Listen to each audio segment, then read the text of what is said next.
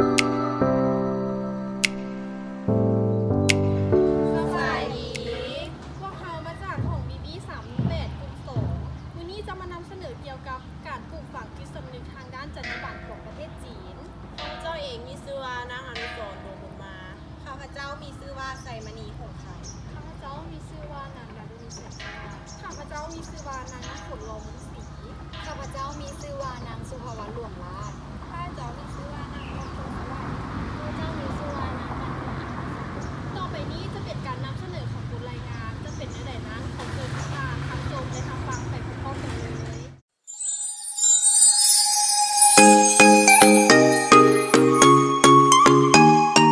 ข้อที่หนึ่งที่ตั้งและประวัติความเป็นมาของประเทศจีน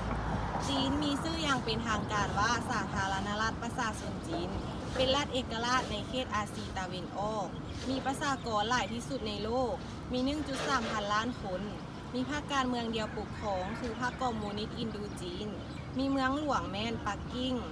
จีนแบ่งการปกครองออกเป็น22มณฑล5เขตปกครองตนเอง 4 เขตเทศบาลนครและ 2 เขตบริหารพิเศษคือ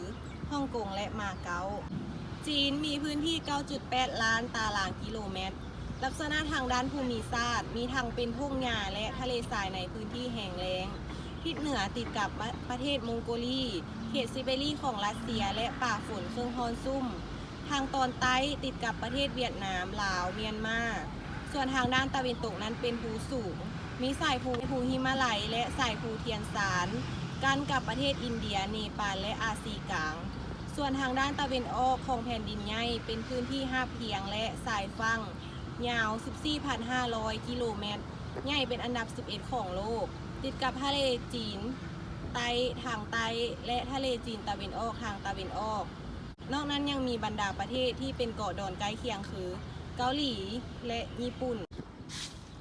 อารยธรรมจีนถือเป็นอารยธรรมยุคทำอิฐของโลก เจริญรุ่งเรืองในเขตแม่น้ำเหลือง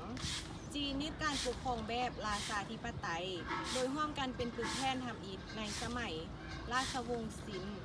เมื่อ 221 ปีก่อนคศ. ส่วนราชวงศ์สุดท้ายแม่นราชวงศ์ซินสิ้นสุดลงเมื่อปีคศ. 1912 โดยการสละราชสมบัติของจักรพรรดิพรรคก๊กมินตั๋งพรรคชาตินิยมในวันที่1 มังกรปีคศ. 1912 ต้นศตวรรษที่20เป็นยุคสมัยแห่งความแตกแยกและสงครามการเมือง ได้แบ่งประเทศออกเป็นค่ายการเมือง2ค่ายหลักคือก๊กมินตั๋งและคอมมิวนิสต์สิ้นสุดความขัดแย้งในปีคศ. 1949 ซึ่งฝ่ายพรรคคอมมิวนิสต์เป็นฝ่ายชนะสงครามการเมือง และได้สถาปนาสาธารณรัฐประชาชนจีนขึ้นในจีนแผ่นดินใหญ่ นับแต่การปฏิรูปทางด้านเศรษฐกิจในปีคศ. 1978 จีนได้กลายเป็นเศรษฐกิจที่สำคัญที่เติบโตไวที่สุดในโลก เป็นเศรษฐกิจขนาดใหญ่อันดับ 2 ของโลก ในด้านส่วนรวมผลิตภัณฑ์ภายในประเทศ ราคาตลาดและความเท่าเทียมของอำนาจซื้อ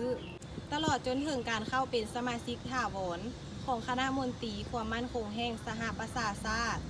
จีนได้รับการสร้างตั้งเป็นรัฐอาวุธนิวเคลียร์ มีกองทัพขนาดใหญ่ที่สุดในโลก ถูกจัดว่าเป็นท่าแห่งที่จะก้าวมาเป็นอภิมหาอำนาจของโลก โดยการวิเคราะห์ของนักวิชาการ การวิเคราะห์การทหาร จนไปถึงการวิเคราะห์นโยบายสาธารณะและเศรษฐกิจ ได้รับตำแหน่งผู้นำพรรคคอมมิวนิสต์จีนบ่มีไผคาดว่าเขาจะมีอำนาจหลายและคนส่วนหลายในตอนนั้นเชื่อว่าการเมืองจีนยุคใหม่ซับซ้อนหลายจนพัฒนามาเป็นการบริหารแบบรวมหมู่ นอกจากนั้นการพัฒนาเศรษฐกิจอย่างไววายิ่งกดดันให้ต้องมีการเปิดกว้างทางด้านการเมืองหลายขึ้น สิ่งสำคัญไปกว่านั้น คนส่วนใหญ่เชื่อว่าถ้ามื้อใดจีนกลับไปมีผู้นำแบบเผด็จการมื้อนั้นพรรคคอมมิวนิสต์อินโดจีนก็จะพินาศและเศรษฐกิจก็จะพังทลายจนมาฮอดปัจจุบันได้เห็นว่าความเชื่อดังกล่าวนั้นบ่เป็นความจริงสีจิ้นผิงได้กลายเป็นผู้นำที่มีอำนาจและมีอิทธิพลสูง เราได้ปกครองด้วยการปิดกั้นสิทธิเสรีภาพทางด้านการเมืองและกำลังจะแก้ไขรัฐธรรมนูญเพื่อปกครองตำแหน่งประธานาธิบดี สีจิ้นผิงได้กลายเป็นผู้นำที่ได้รับความนับถือจากประชาชนเศรษฐกิจของประเทศจีนก็เบิ่งคือจะเดินหน้าต่อไปอย่างบ่มีสะดุดปิดเทียบเท่ากับ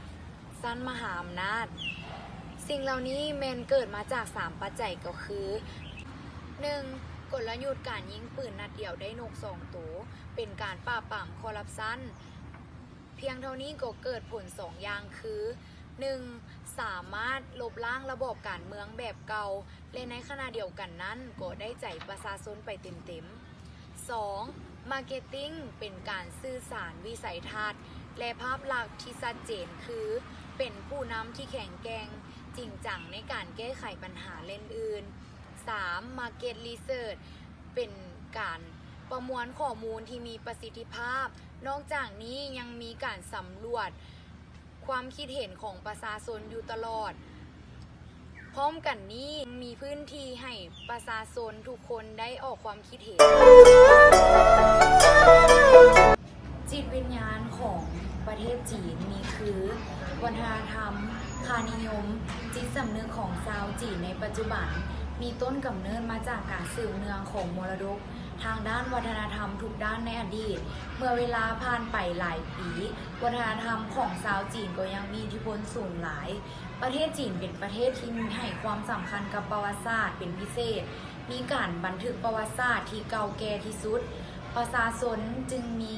ข้อเด่นประการหนึ่งคือความต่อเนื่องของประวัติศาสตร์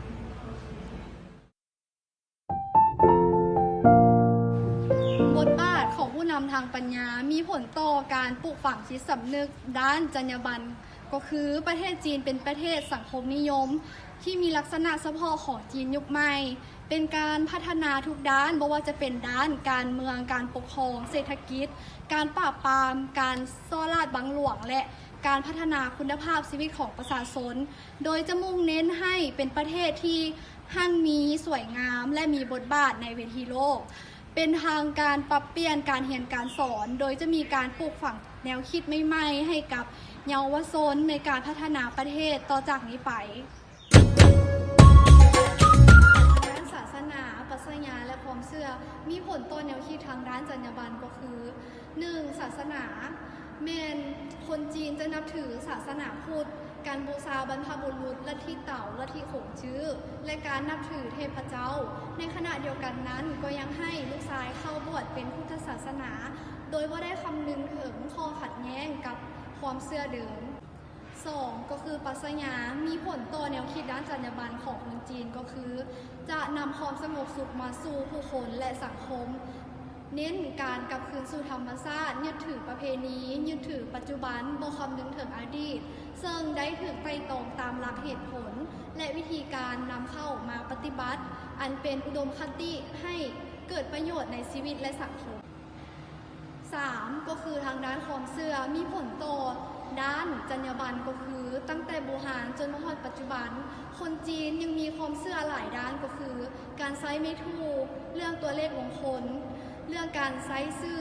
เรื่องการเลือกของขวัญการใช้เครื่องประดับเรื่องฮวงจุ้ยและการปฏิบัติต่อบรรพบุรุษที่ล่วงลับไปแล้วเป็นต้นเพราะคนจีนเชื่อว่า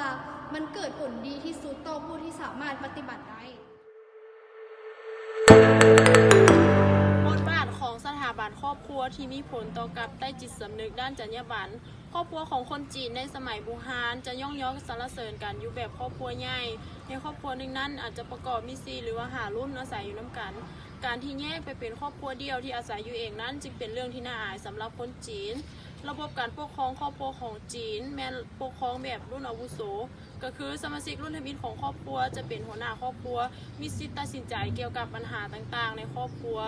แต่ในปัจจุบันนี้ครอบครัวของคนจีนได้เปลี่ยนไปหลายคนจีนที่อยู่ในเมืองจะนิยมกันอยู่แบบครอบครัวเดียวในครอบครัวหนึ่งนั้นอาจจะมีคู่ผัวเมียลูก1หรือว่า2คน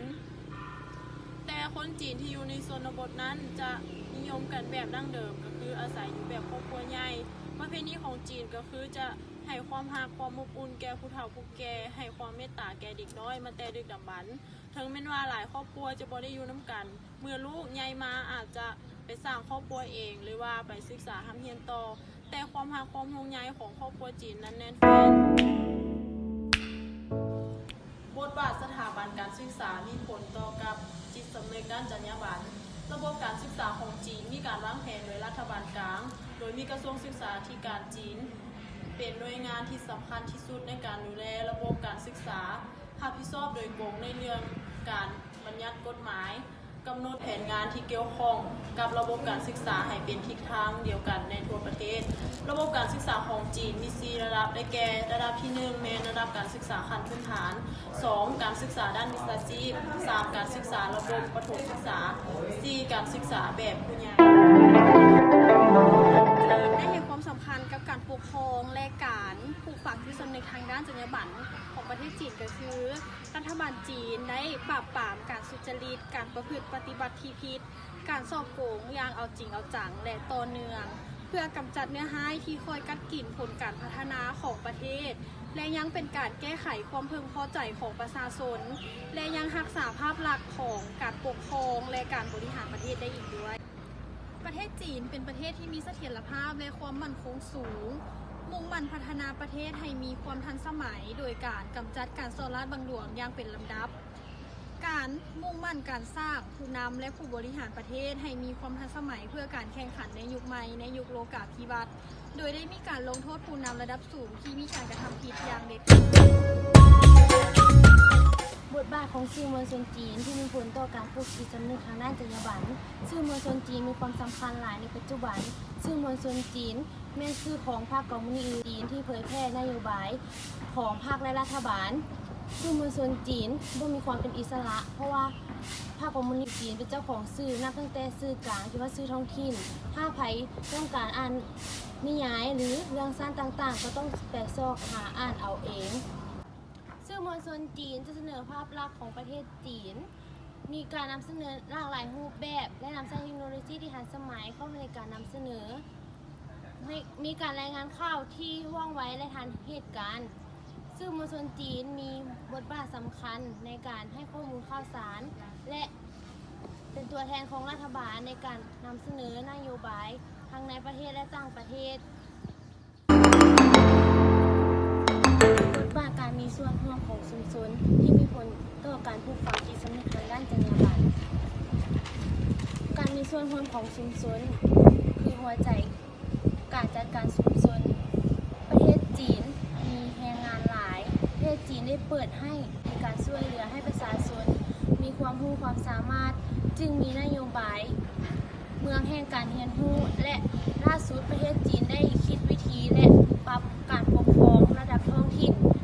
ที่ภาษาจีนเอิ้นว่าชื่อ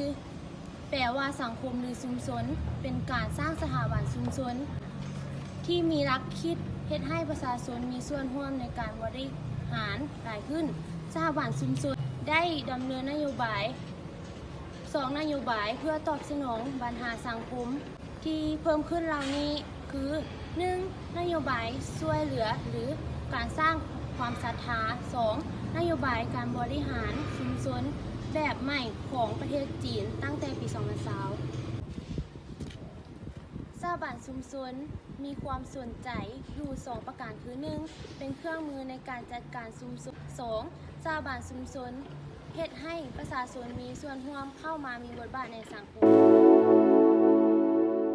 ประวัติประสบการณ์และบทเรียนที่มีผลต่อกับการปลูกฝังจิตสำนึกทางด้านจรรยาบรรณ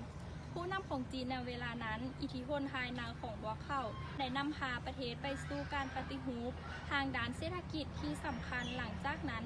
ได้พรการควบคุมชีวิตประจำวันของพลเมืองซึ่งได้เพิ่มสิทธิจูงใจและผลผลิตทางด้านเศรษฐกิจอย่างกว้างขวางเหตุการณ์ดังกล่าวได้เปลี่ยนแปลงจีนจากระบอบเศรษฐกิจที่มีการวางแผนจากส่วนกลางมาเป็นเศรษฐกิจแบบผสมซึ่งมีสถาเป็นตลาดเปิดเพิ่มขึ้นหลายวัฒนธรรมจีนได้เริ่มมีตกกังวลว่าการเติบโตทางด้านเศรษฐกิจอย่างไวนี้จะมีผลกระทบหน้าด้านลบต่อทรัพยากรธรรมชาติและสิ่งแวดล้อมการดำรงชีวิตจีนเห็นได้ว่ามีการพัฒนาหลายและมีเสรีภาพหลายขึ้นแต่การควบคุมทางด้านการเมืองยังคงดำเนินอยู่ต่อไปเช่นเดียวกับการปฏิบัติอันเหมาะสมในการประกอบอาชีพอย่างซื่อสัตย์และสหภูมิชาติที่ ที่ผลต่อการปลูกจิตสำนึกทางด้านจรรยาบรรณประกอบโดยลักษณะภูมิทัศน์หลายแบบทางด้านตะวันออกตามแนวสายฝั่งติดกับทะเลเหลืองและทะเลจีนทางตะวันออกประกอบมีประชาชนอาศัยอยู่อย่างหนาแน่นและกว้างขวางทางตอนเหนือนั้นเป็นพงหญ้าตอนใต้เป็นดินแดนแห่งภูเขาทางตอนกลางและทิศตะวันตกนั้นเป็นสามแหลมปากแม่น้ำคองจีนมีแม่น้ำสองสายหลักคือแม่น้ำห่วงและแม่น้ำแยงซี่มีจุดสูงสุดของจีนอยู่ทางเครื่องตะวันออกของยอดเขาเอเวอเรสต์และมีที่ราบสูงท่ามกลางภูมิทัศน์แห้งแล้งประเด็นปัญหาอย่างของจีนแม้นการเกิดไทยแห้งแล้งอันยาวนานเห็นให้เกิดพายุฝุ่นขึ้นทางตอนเหนือของจีนจากนั้นแพร่กระจายไปยังส่วนอื่นๆของเอเชีย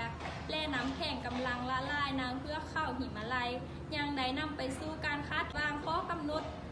ข้อบังคับเกี่ยวกับธรรมศาสตร์เช่น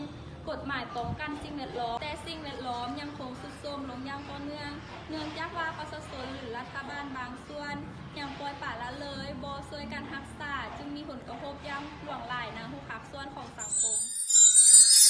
ที่ผ่านมานั้นก็คือการนำเสนอการสำนึกทางด้านจรรยาบรรณของประเทศจีนหากมีข้อผิดพลาดประการใดพวกเขาก็ขอโทษขออภัยมายังในที่นี้ด้วย สุดท้ายนี้พวกเขาขอกล่าวคำว่า